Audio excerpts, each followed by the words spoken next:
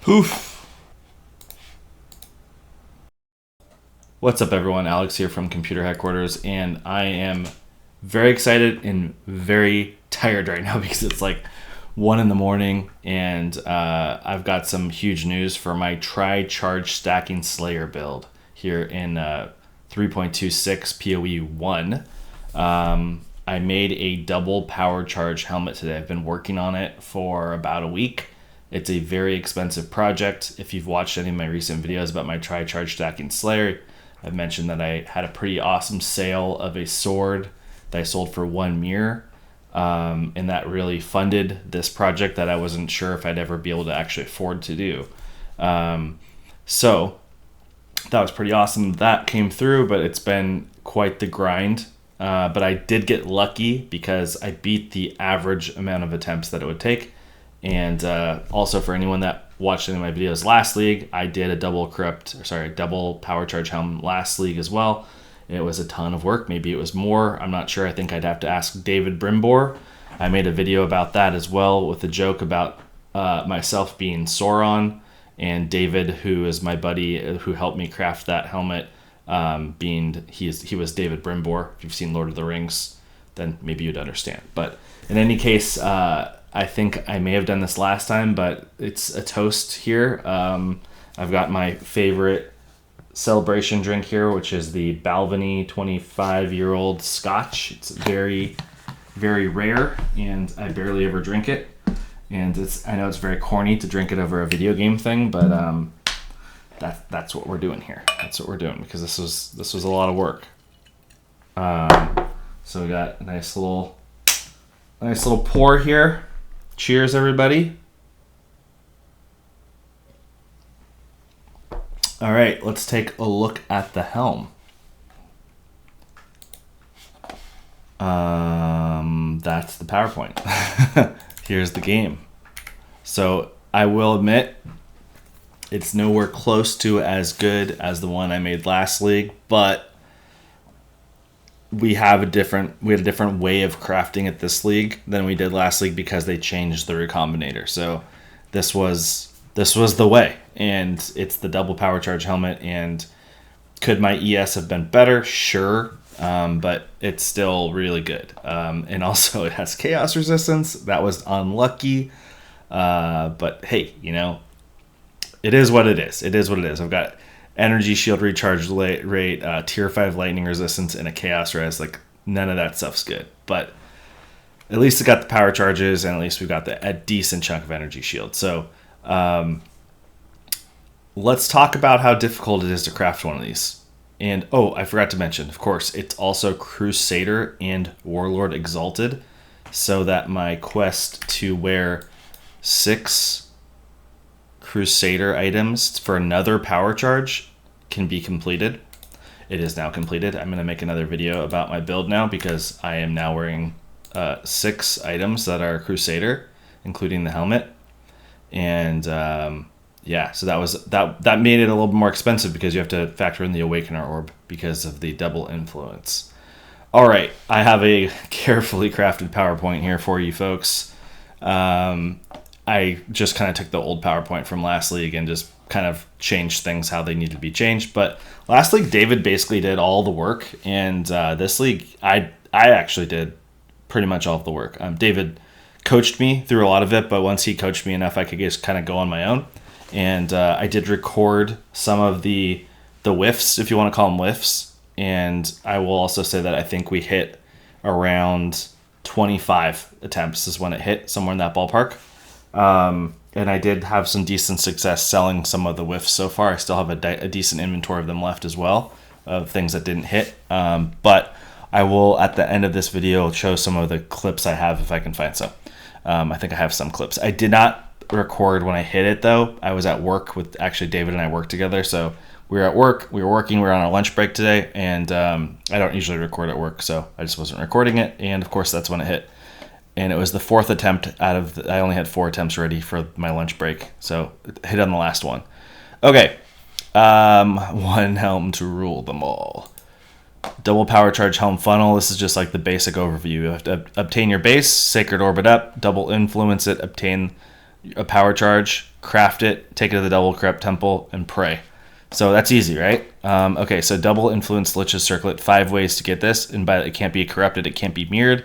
There's like 5 ways, but one of them to me is like mostly one's the most obvious, but actually is not the one that hit, which is kind of funny. So you can just buy something like a Lich's Circlet that's a Warlord or Crusader influence already on it, and if you're really going for wanting to get, like, say, T1 int, for instance, you want to get an 85 plus base. I don't remember offhand. Is mine 85? Let's see. Mine is 86. Okay, so yeah, I have 80. So that's kind of the trade-off, is whether you want like an 85 plus with 20% quality, or like maybe you're going to sacrifice going to an 84 but have like 24 quality, and that's what I'm going to be talking about here on the next thing. So then you could also buy a non-influenced 24%. I mean, you can get 22 or 23, but obviously you want to get as high as you can within reason. So you just buy like a base one, and preferably, in my opinion, not split. And then you're going to split it. You could split that yourself with Fenrir Plague Arachnid, and always make sure you Sacred Orb before you split it, because if you have like a 120 roll, then you have to Sacred Orb it twice. You're going to waste a bunch of money. Okay, so then with that being said, if you were going to do it that way, now you're going to get a non-influence base. Anything you do that's non-influence. Right now, I think the cheapest Exalt Orb is Elder. And I just checked a couple minutes ago, 66C per Elder Exalted Orb. So that is one thing that's cheaper this league than last league, because we didn't have those last league, and you had to buy like a Warlord Exalted Orb. I think was still, like, they're all about the same price, and they were like 5 div or something crazy. So this does save a cost there. Pretty nice. But of course, then we're going to go back up in cost because of the Awakener Orb. Okay, so the other next thing was, if you just buy a regular base and apply a Warlord or Crusader Exalted Orb, and obviously don't do that, it's just a waste of money, and then buy any influence-based non-Warlord and reroll the influence at the Harvest Bench. That's also something you could do. I actually didn't really look to do that, but that's another way to do it. And then the last one is just a fine roll on the ground that's like done, or already influenced like that, which... The influenced helmets, like getting a Lich's Circlet to drop with like Warlord, getting any Lich's Circlet to drop with any influence is actually pretty rare. So if you like need to get 20 or 40 or 50 of them, you know, that's just, you're not going to find them. Last league there was a way to find them, and we did that last league, and we got quite a few from like the Shrine Tech or whatever, but they fixed that this league. Okay, then this is just a reminder that Harvest Bench reroll influence. To reroll your influence, it's 1,000 blue juice per reroll, and your average is going to be 1 in 3 tries, because there's 6 different influences, and you can stop at either 2, whether it's Crusader or a Warlord, right? So on average, you're spending about 120 C per reroll. Okay, then you need to make sure you're going to Sacred Orbit, whether that's before split, or maybe you're buying something that doesn't need to be split, but you need to Sacred Orbit. I was usually shooting for about 130 or more, and of course mine was 130, so it's a low roll. And it often takes about eight Sacred Orbs. I don't know what the exact average is, but that felt pretty average to me. 8 Sacred Orbs. Sometimes you just might get really lucky and you buy one that's already 130 plus. That happens to me as well. So sometimes you don't have to Sacred Orb it at all. And then the Sacred Orb thing, you can do it anytime during the crafts before the double corrupt, if you're not splitting. If you're splitting, then you always got to do it before. Because the split keeps the base up. Hopefully you understood that. Okay, Awakener Orb from good old Cirrus, my favorite Uber. So yeah, once you have any influence, that's whether you have the Crusader or the Warlord now, and it's one of those two things, now you need to get a Awakener's Orb, and you click that get the Awakener's Orb, and you also go get a base that's the opposite of the one that you have on the base you're going to craft to. So let's say your Lich's Circlet ended up being a Crusader. So now you're going to go find the cheapest Warlord helmet you can find. You right click your Awakener's Orb to start it. You click on the junk base, the Warlord base, and then you click again onto your target base. It poofs the Warlord base and applies the influence to your Crusader base to now give you Crusader Warlord Lich's Circlet. You have to just make sure, don't click the wrong one, guys. The first click is on the junk. The second click is on the good one, the target, okay? All right, now we're going to spam Deafening Essence of Woe for the +1 power charge. Apparently the math is something like 215, essences of woe. They're like 36 to 38 per divine, which is like 6C. So this is expensive. I was doing something where anytime I had like a regex that was saying anytime that I hit over 500 energy shield, to stop, or like to not stop, but to highlight the box, like, what am I trying to say? Like in here, if I put like power charge, this is what I'm sorry. It's like 1:00 in the morning. Highlight the item, right? So if I had like a bunch of helms in here and I was just like looking for power charge or a regex that was like power charge and 500 divine, I would just click click and go through like all of them and then wait for them to light up, right? So I ended up having a lot of bases, like here's one that has 550 energy shield, which is great. And I would just craft these up to sell to try to keep making money and hoping that I spent less on these sold ones than I would on the crafted. That if I kept recrafting it, so to say, so that I was like kind of making money as I went. I don't really know how effective that is, but maybe it was. I've sold quite a few of those. So, tricksters are really popular in this league. And anyway, I'm gonna keep it rolling here. Isolating the power charge. Okay, so now you have, let's say, like I just said, you just had 8 of them or 20 bases, and you're just hitting them all with essences of woe, and all of a sudden you got like some of them lit up with power charges and maybe whatever else you're looking for. Now you have these power charge ones. Well, you're gonna unfortunately hit a bunch of them that say, like, let's just say mana.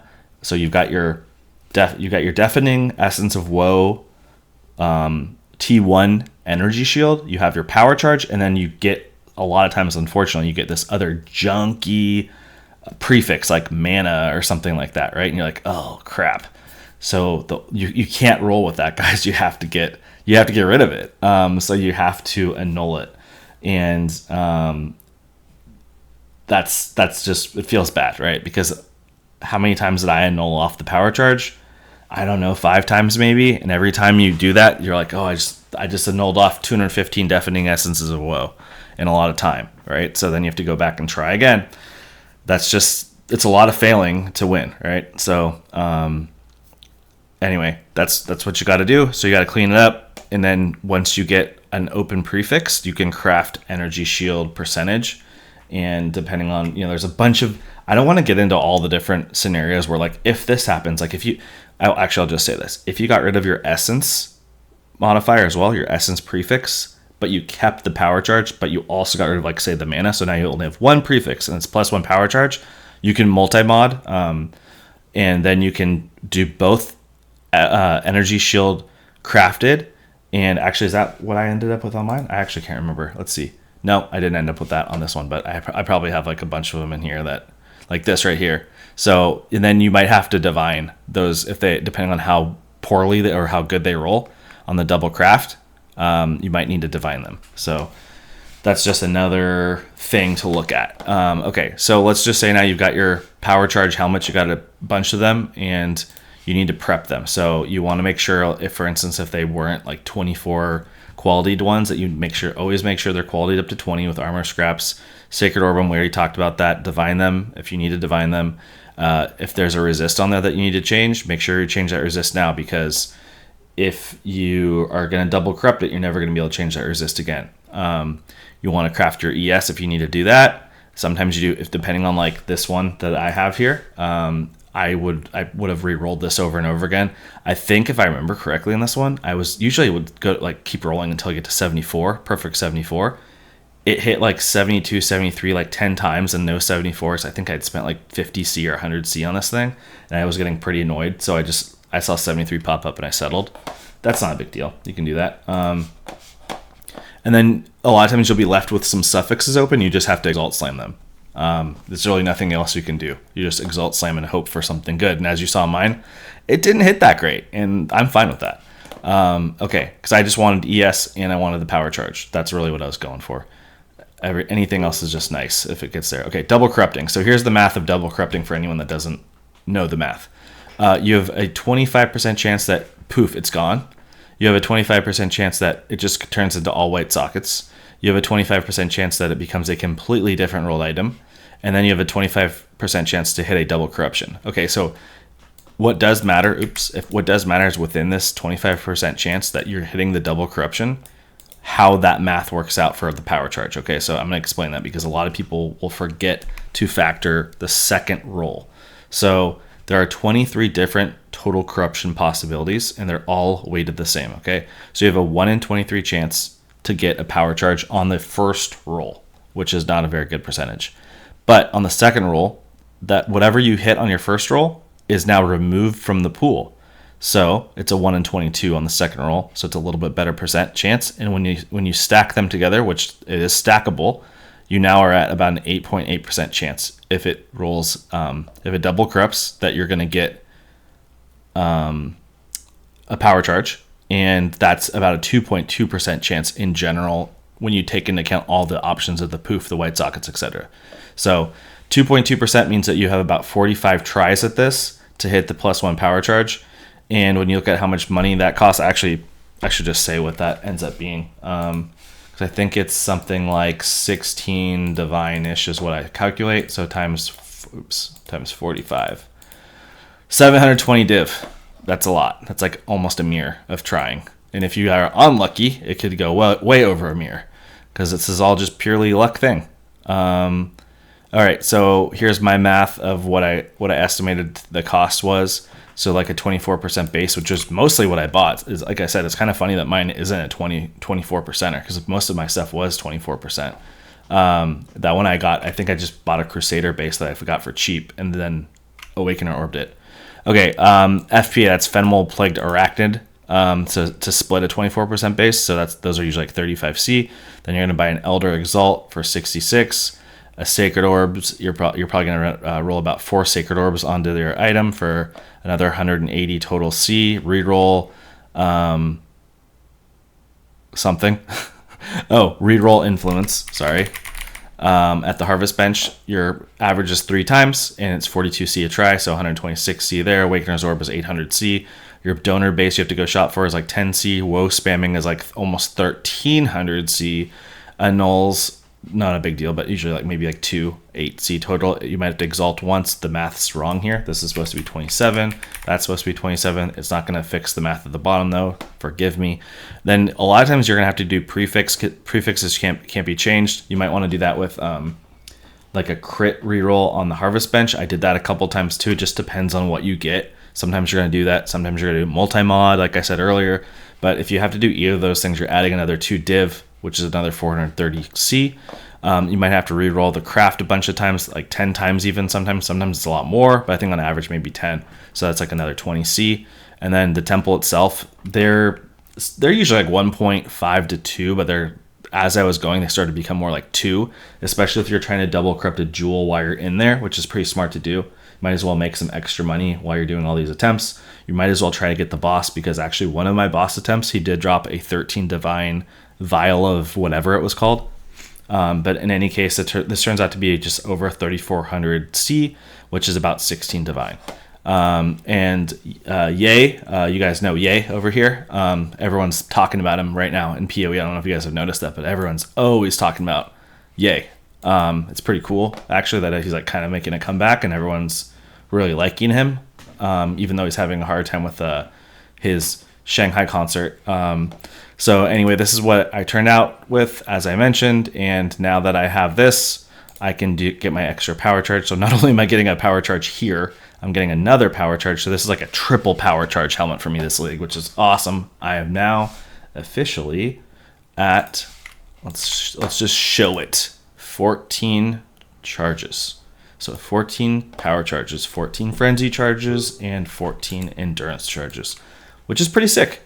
All right, that is the end of my video. I hope, I don't think anyone else is going to actually try to do this, because it's pretty, I think a lot of people are going to almost think it's stupid to try. But here I am with the helmet. So I will see you guys in the next one, which will probably be an updated build video, because I already got a bunch of other good upgrades today to go along with this. It was a really good day for upgrades. So I'm going to have like a V2 or V3 build ready to go. And why did I hear a ping? What is going on with my game?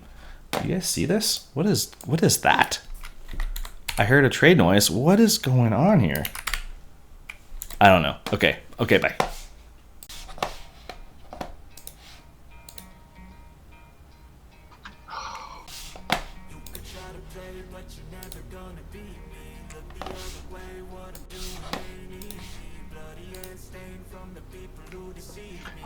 Another one that just whatever whiffed. mods. Yes. Ask for power charge. Yeah, I'm saying, give me the power charge, please. Okay, last one of the night.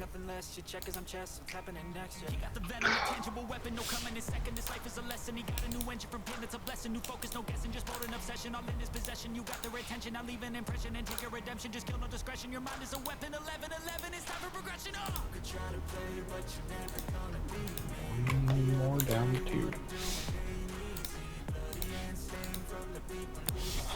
So I poofed the first helmet, and then this is my second attempt here. And if I had to guess, I think this one's really good.